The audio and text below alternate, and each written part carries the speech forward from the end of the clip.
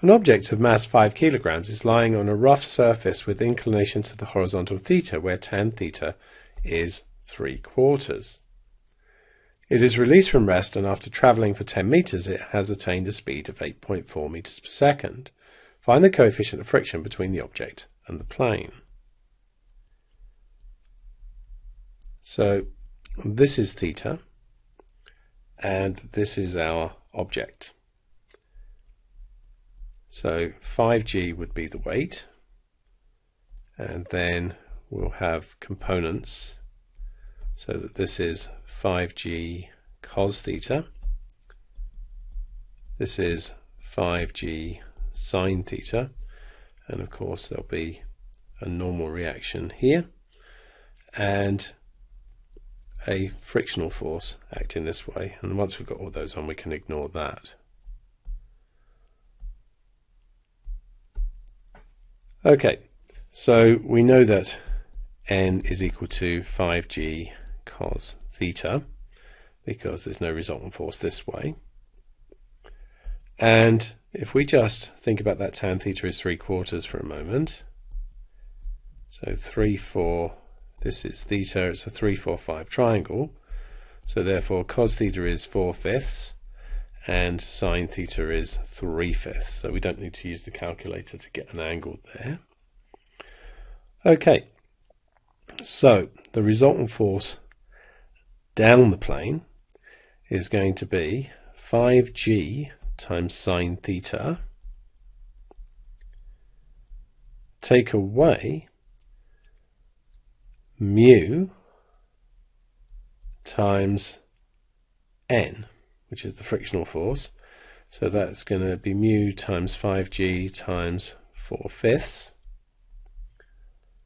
and that's going to be equal to the mass times the acceleration. So we've got 3g take away 4 mu g, because the 5's just cancel, is equal to 5a. So let's just leave that there for a moment. Let's just call it equation 1. Now let's think about that acceleration. So we know that it's travelled 10 meters. Starting from rest, we know it's now going at 8.4, and we want the acceleration. So we can use v squared is u squared plus 2as. So 8.4 squared is going to be 0 squared plus 20a. So from there the acceleration must be equal to 8.4 squared divided by 20, 3.528 meters per second squared. Okay, so going back up to here, we've got 3 times, so let's put that in 1, 3 times 9.8, take away 4 times 9.8 times mu is equal to 5 times the acceleration, which is 17.64. So rearranging this, 3 times 9.8 take away 17.64 is equal to 4 times 9.8 times mu, and so mu must be equal to